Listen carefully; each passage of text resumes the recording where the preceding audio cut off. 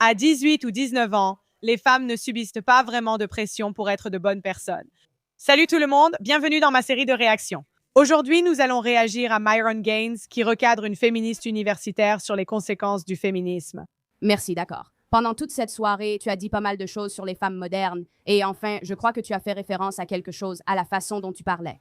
Il pourrait changer d'avis, mais toutes les femmes sont modernes, moi y compris. Les femmes affirmant être traditionnelles font semblant pour plaire aux hommes naïfs. Impossible d'être traditionnel ici car nous avons trop de pouvoir. Traditionnel implique une hiérarchie où les hommes sont au-dessus, les femmes sont subordonnées aux hommes, et dans cette société, ce n'est tout simplement pas possible. Les groupes sociaux ont tendance à être subordonnés aux femmes, les institutions ont tendance à être subordonnées aux femmes, même les églises. Donc, que ce soit volontairement ou involontairement, toutes les femmes et même tous les hommes dans cette société sont féministes parce que nous participons tous au système féministe. Si quelqu'un et les femmes maintenant ont changé par rapport à avant, savez-vous pourquoi? Voilà pourquoi les femmes ont changé. Oui, mais de quelle manière ont-elles changé et pourquoi ont-elles changé? Oh! D'accord, le féminisme est la raison principale. Pourquoi existe-t-il le féminisme? Qu'est-ce qui les pousse à vouloir changer les choses? Eh bien, ce contre quoi elles essaient de se rebeller, c'est ce patriarcat dont elles se plaignent. Mais oui, en gros, ce que nous avons maintenant, c'est que les femmes ont adhéré au mantra féministe de faire carrière, gagner de l'argent et reléguer la famille au second plan.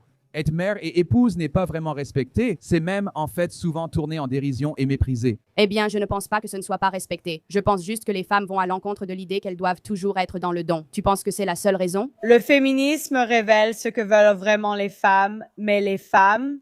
Ces conversations sont difficiles car les femmes disent vouloir se marier, mais en réalité, c'est rarement ce qu'elles souhaitent vraiment, sauf dans certains cas. Toutes les autres options sont épuisées. Le rôle d'une femme est d'être une donneuse. Ouais.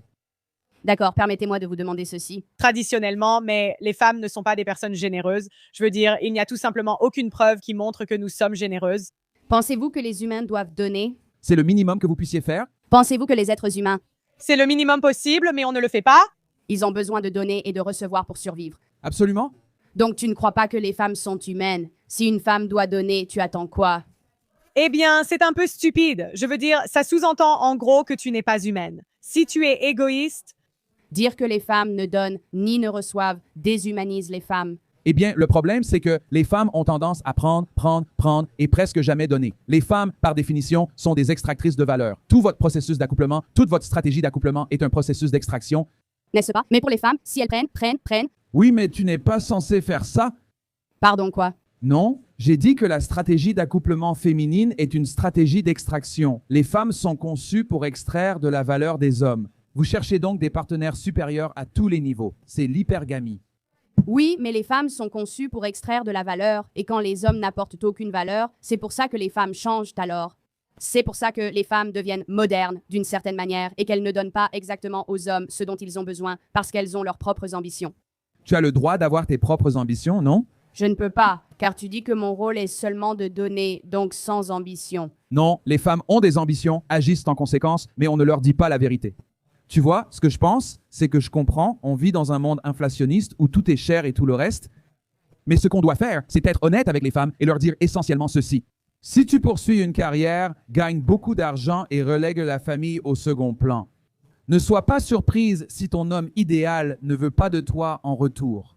Parce que ce que les femmes recherchent chez un homme n'est pas forcément ce que les hommes recherchent chez une femme. Une femme cherche sécurité, ressources, leadership ou carrière. Nous, cela ne nous préoccupe pas. Lorsque les femmes étudient, travaillent et élèvent leurs critères, je veux apporter une précision. C'est assez frustrant de vivre avec une femme stupide et paresseuse.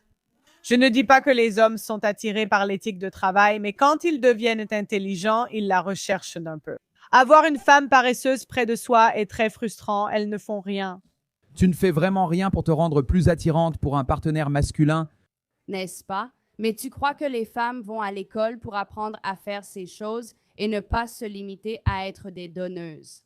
La raison pour laquelle les femmes vont à l'école, c'est qu'elles savent maintenant qu'elles peuvent faire mieux que d'épouser un homme qui veut seulement qu'une femme subvienne à ses besoins. Quand tu évoques ces hommes qui ne trouvent pas de femmes, beaucoup viennent ici dire qu'ils n'arrivent pas à rencontrer une fille. Je pense que les rôles sont inversés d'après ce débat. Donc tu reviens un peu sur ce que tu as dit à propos de... Non, si les femmes ne trouvent pas d'hommes, c'est à cause de critères trop élevés. Je ne crois pas que les femmes cherchent des hommes. Donc en fait, je ne pense pas que les femmes aient vraiment des critères élevés. Mais on le dit simplement, on dit qu'on a des critères élevés. Je trouve que les femmes perdent toujours face aux hommes charmants, surtout ceux qui ont de nombreuses conquêtes. Ce ne sont vraiment pas ces hommes qui gagnent énormément d'argent. Ce sont juste ces hommes qui sont 1000 fois plus charmants que les autres. Parce que les critères sont élevés. Oui, c'est vrai. Le problème, c'est qu'ils ne le sont pas. Personnellement, je ne le suis pas. Tu ne cherches pas un gars. Non, car je ne cherche pas. Je suis mon propre chemin. Évidemment, elle ne cherche pas. Je veux dire, regarde comment elle est habillée, tu vois ce que je veux dire? Ma carrière. Je fais ce que j'ai envie de faire parce que je pense en ce moment, Le mensonge de nos parents, c'est que les choses vont simplement arriver pour notre génération. Ce n'est pas comme ça.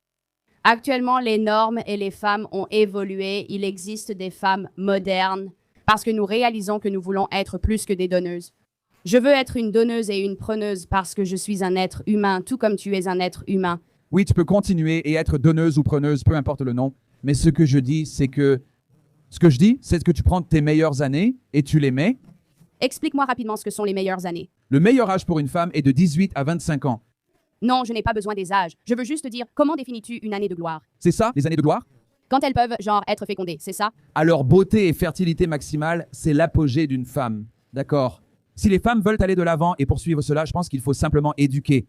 Le pire, c'est que j'ai passé mes 18 à 24 et 25 ans en surpoids. Quel gâchis. Je pense, comme je l'ai dit auparavant, Mais eux, ils s'instruisent et toi, tu as un problème. non, ce n'est pas le cas. C'est justement ça le problème, c'est qu'ils pensent qu'ils peuvent continuer et poursuivre le. Oui, on reçoit toutes ces récompenses, mais elles ne signifient rien. On croit être plus intelligent qu'on ne l'est. Tout cela flatte juste notre ego. Faire carrière, gagner tout cet argent, améliorer leur statut. Et puis, elles pensent que le prince charmant les attendra à la fin, mais je leur dis que le prince charmant ne sera probablement pas là à la fin. Et tu vas devoir te contenter d'un homme qui est à ton niveau, voire pire, parce que tu t'es pratiquement exclu toi-même du marché sexuel. Comment définis-tu le prince charmant? Un homme qui respecte une femme et la considère comme un être humain. Ça me fait du bien, c'est un peu ça, le prince charmant. Un homme qui... D'accord. Eh bien, ce que les femmes recherchent généralement, c'est un homme qui mesure plus d'1,80 m et qui gagne 6 chiffres par an. Qui les traite bien, aime les chiens, est beau, mais qui en même temps peut leur dire de se taire, qu'elles sont stupides et être un connard. Elle recherche ça. Désolé, je t'ai interrompu, je ne voulais même pas. Souvent, elles veulent tout cela chez un seul homme. Un gars qui leur dit de se taire? Qui peut leur dire de se taire? Oui, un connard. D'accord, alors...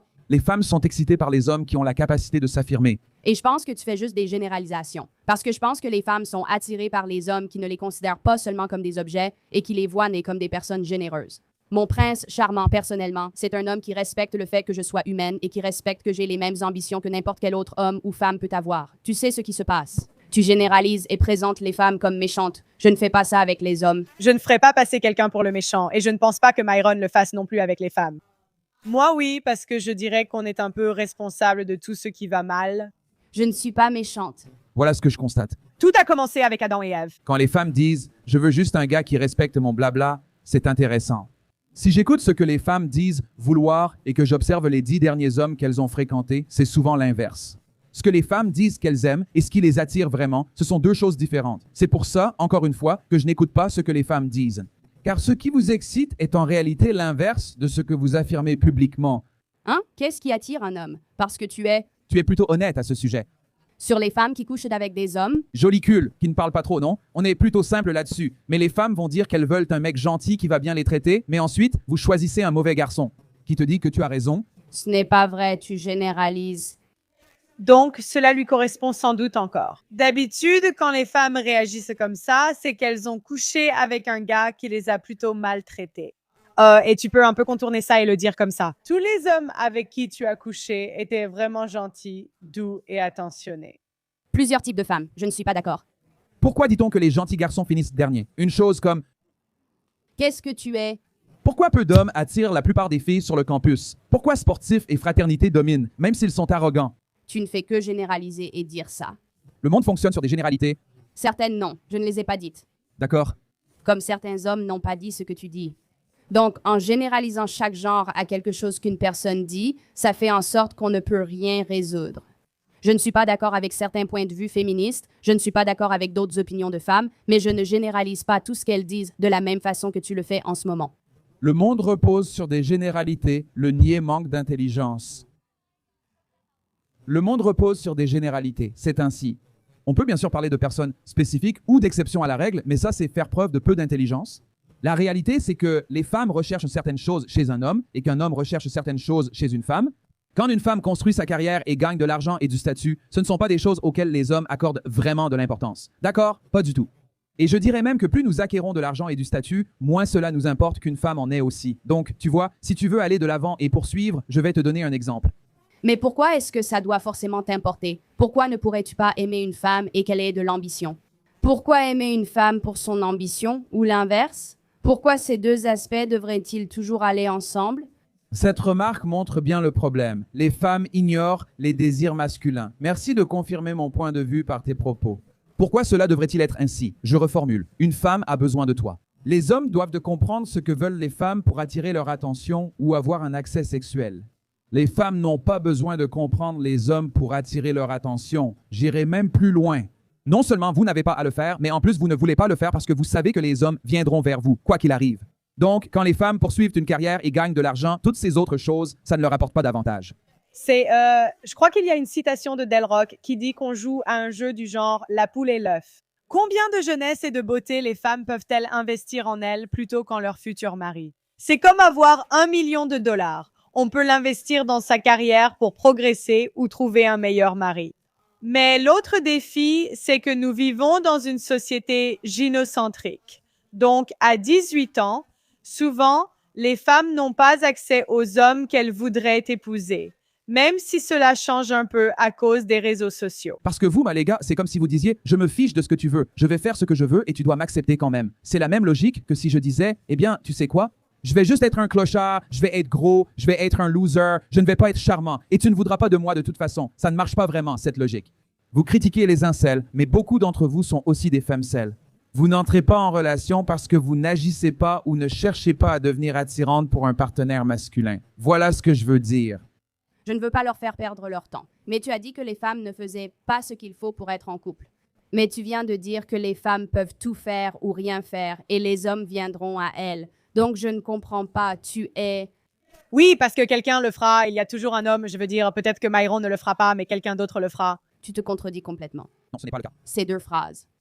Non, je ne vais pas bien. Les femmes, tu vois, ont beaucoup d'accès sexuel simplement en existant, tu vois. Cependant...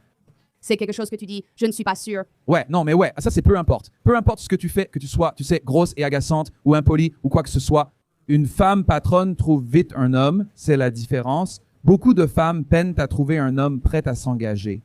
Pourquoi est-ce que c'est la raison pour laquelle beaucoup de femmes n'arrivent pas à trouver un homme qui s'engage avec elles? Il y a toujours un homme prêt à s'engager, mais est-ce celui qu'on souhaite? C'est la question éternelle, non? C'est parce que la plupart des femmes ne se soucient tout simplement pas de ce que veulent les hommes. Donc, comme elles ont cette attitude... Nous n'avons pas fait attention. Je trouve absurde que tant de femmes mariées depuis 20 ans ignorent la réaction de leur mari face à leur manque de respect. Mentalité du « prends-moi comme je suis ». Elles ne cherchent pas à s'améliorer ou à devenir une meilleure partenaire. Et elles pensent que l'homme devrait les accepter telles qu'elles sont, c'est-à-dire leur mentalité axée sur la carrière, leur attitude, peu importe ce que c'est.